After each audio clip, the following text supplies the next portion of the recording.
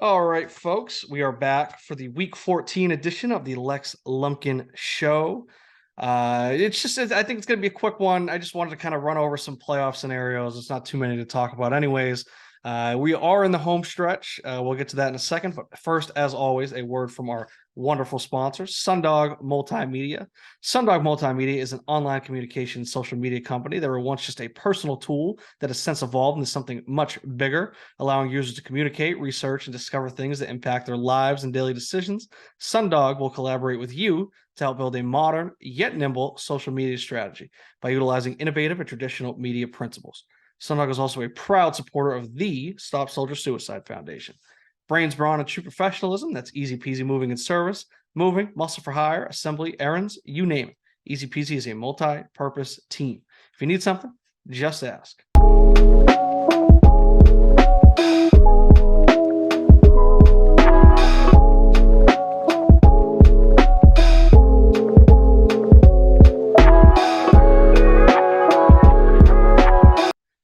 All right, as I said, I think this is going to be a quick one. We'll see. I'd be surprised if this goes any longer than 20 minutes, right?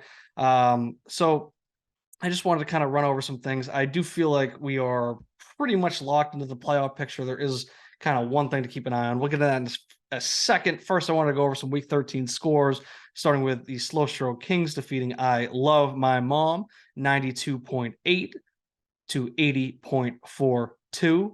I guess there's really no need to kind of run through the rest of the score, so we'll just keep it moving. All right, I just wanted to talk about the playoff picture a little bit. So right now, I'd say, it's official. Four teams have clinched playoff spots. As you can guess, it's the four teams that you'd expect. Two pins, the Bussy Boys, Big Brain, and the Vibers. The playoff picture as it stands right now is two pins. The Bussy Boys and Gino and the Zits are the top three seeds. They are the division winners. So they are 1, 2, and 3, followed by the wild card teams, which would be 4, 5, 6, Big Brain, the Vibers, and Go Tigers. The 1 and 2 spot, Bussy Boys and two pins and Bussy Boys, I should say. Those are clinched division winners. Big Brain and the Vibers, they're locked into the wild card, but they're also guaranteed to be in just based off of points for. Which I want to talk about. I guess apparently I've never explained how this playoff picture works. We're in year 3, and I guess I'm the only one that understands it.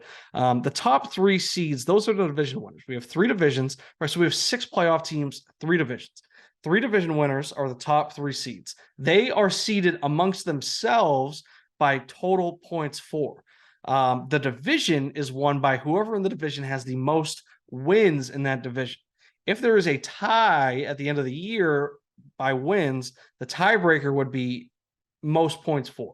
That's something I want to talk about in the offseason. It's an idea that I've kind of tinkered with a little bit. I've been brainstorming just a tiny bit. I do think that I want to make division wins and wins mean a little bit more. I know this is a points for league, and that's kind of by my own design. This is kind of how I set it up. I want these division wins to mean more. I don't want people to just say, I don't want people to just be like, yeah, I lost, but I put up a ton of points. I want people to be bummed out that they lost, even if it's only a smidge, right? So right now, the tiebreaker would be total points for. I would like to push to make it for the cumulative score, combined score of the division matchup. So if the Bowens, they ended up tied at wins this year, instead of whoever scored the most points overall in the season, we look at their 2 matchups. It brings a lot more meaning to those matchups, right? So, that's how I want to do it. I'll push forward that we can talk about that in the offseason, right? The wild card teams, if you don't win the division, that's when it matters about scoring the most, right? If you try and score the most points you possibly can, then you're putting yourself in a really good spot to make the playoffs, because if you're scoring a ton of points, you're probably going to win more games. And even if you don't, you can still sneak into these 4, 5, and 6 seeds, right? So I hope that explains it. I hope that kind of settles it for everybody. I feel like every week somebody's texting me, asking me, oh, how does this work out? Whatever. But yeah, okay, let's dive into it though. So as I said, there are 2 clinch division winners, 2 pins in the Bussy Boys. 2 pins is currently in the lead, 1680.64 points for. The Bussy Boys have 1648.64 points for. So that's only a difference. It's a 33 point. Well, Simcoe would need 33 points to outscore 2 pins by 33 points this week in order to pass them. It's not impossible. That's very, especially Simcoe's team is very capable of doing it in this league. Let me check out. Let me see what teams are projected this week. I know Simcoe's playing without Lamar, so that right there makes it tougher off the bat. For him right now is projected 118. That's what Josh Jacobs going. Team Two Pins is projected 124. So I mean, I don't see it happening. But it certainly could happen, right? But right now, I'm going to operate under the assumption that we're kind of locked into those two rings. And regardless, they are locked into the top two seeds. Maybe the order will flip between the two of them.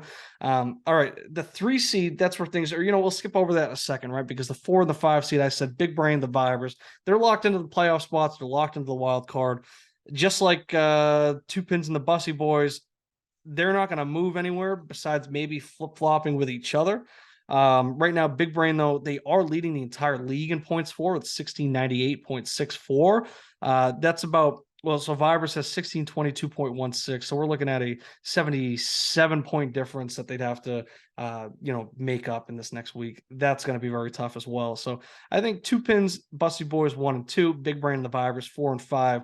I'm going to go ahead and lock those in, but I'm totally here for it if somebody wants to just totally go off and, flip that on its head, right? So the 3 seed and the 6 seed is really where we want to keep our eye on, right? So right now we got Gino and the Zits at the 3 seed, Go Tigers at the 6 seed, and then McMara on the outside looking in the 7th seed. Gino and the Zits has a 1-game lead over Go Tigers. The reason that that's important right now is because we got 1 week left. If Mikey were to make up that difference, right, he's got about 90 more points than Zach does. So if the Zits were to get upset this week and Mikey's team were to win, then all of a sudden we're talking about Mikey moving into the 3 seed, Gino and the Zits moving in the 6 seed, maybe moving into the 7th seed. We kind of run into an issue there with Gino and the Zits playing Slippery Pete versus Go Tigers playing the Most Athletic Sons. Both beatable teams, both winnable games for the Bowens. I think that, I don't think it's a controversial take to say that the Zits have a more favorable matchup in this week. The Most Athletic Sons definitely are capable of an upset there. I don't think it's going to happen, but if I were to pick one of these games to end with an upset, I'd pick that one, right? Most Athletic Sons over Go Tigers. But the reason that we really want to keep an eye on that is because that's McMorrow's only way in. He needs Mikey and Josh to win. He needs Zach Bowen to lose just to have a chance, right? Because if Mikey moved in that 3 seed, Bowen comes down to the 6 seed. But right now he's at 1444.94. McMorrow has 1435.98 points. So he first needs Zach Bowen to lose, but then he also has to outscore the Zits by 10 points, which is, very, very doable, any given week in this league. So it's a very outside chance, but that is McMorrow's really only way in because 100 points behind Mikey. I don't see him making up that difference unless maybe he puts up 170 and Mikey drops all the way down to 65 points this week or something. But, we're talking very, very slim chances. I don't see that happening. So I think that we're pretty much locked in, but that is, some extra drama to maybe look at and maybe keep us entertained this Sunday, where I think it's maybe going to be a very lax Sunday. If this were the real NFL, I think we'd be seeing a lot of starters get rested and whatnot. But as it stands right now, Two Pins and the Bussy Boys, they are locked into that first round bye. Right now we'd be looking at Gino and the Zits versus Go Tigers, a Bowen versus Bowen showdown, and then Big Brain versus Vibers, a complete matchup of 2 heavyweights. And then whoever Two Pins would get the lower seeded winner in the second round, assuming that they hold on to that 1 seed. On the other side of things, we do have the draft lottery, which I think we can also lock in. I think that's way more locked in this playoff picture, actually. Going through, we'll start at the number 1 pick. It's Slippery Pete, Slippery Pete, Slippery Pete. I'm not only saying that to emphasize his name, I'm saying that because quite literally he does have the first 3 picks. He's locked into those. We've known that for quite some time now. I don't see any movement in this lottery at all. There's pretty huge gap between the 3 and the 4 right there. At the 4 is the Most Athletic Sons. They have 1585.7 max points for. 5, I Love My Mom, 16.74 or 1674.9 max points for. Carson Wentz at 6, 1736.98. In the slim chance that the Zits do drop out, they're at 1740.62, so they just slot right into that 6th spot. I believe Slippery Pete does own that pick. Like I said, there's really not too much to go on right now. I think, maybe it's there are some teams with rooting interests here. I personally, I'd love to see a Big Brain versus a Vibers matchup in the first round. One that would be crazy. It would be a crazy, crazy, crazy heavyweight bout. But I do have I like how this playoff picture is lining up right now for me personally, selfishly, right? Because I do have the Vibers first rounder. I also have Simcoe's first rounder. So I like Big Brain's odds against the Vibers in the first round. So if the Vibers do lose, all of a sudden I come up. I was looking at a potential 11-12 pick. All of a sudden I come up on an 8th overall pick there. Then they'd go on and they might be facing the Bussy boys. They might knock them out as well. I think Big Brain right now should be somewhat. I don't think you can really qualify him as a dark horse, as a sleeper or anything, because they do have the most points for in the league. But yeah, I think that this is where, and I was saying this preseason as well, I think this is where Big Brain wants to be. We've seen them get the first round bye in the first 2 seasons and completely fall on their face, flop.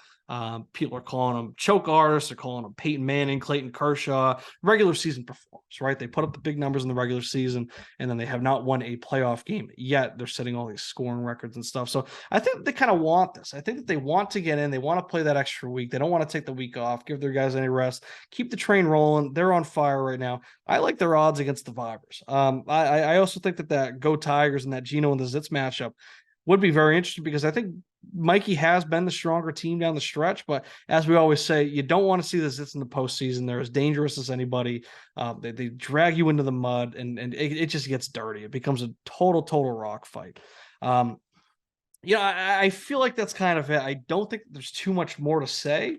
Because like I said, I think that everything's pretty much just locked in. There are the small opportunities, but I don't see it happening. I think the Two Pins is going to be able to keep pace with the Bussy boys. It's way too much of a gap for the Vibers to make up. And, really the only interesting thing that could happen is if Geno and the Zits were to get upset by Pete. I don't see that happening unless there's something catastrophic that goes on between now and Sunday. Maybe Bones' entire team gets diarrhea or something. They use up their pass to shit themselves, their yearly pass, which, I mean, right now would be a good time. We only got a couple weeks left in the year anyway, so you get it renewed. I don't know how much. There's been some arguments with how much that kind of carries over. If it's like PTO days, if you can shit yourself a little bit extra, if you don't use that up in 1 year, maybe that carries over. Maybe get like 1.5 or something. I don't know. Thank you everybody for listening.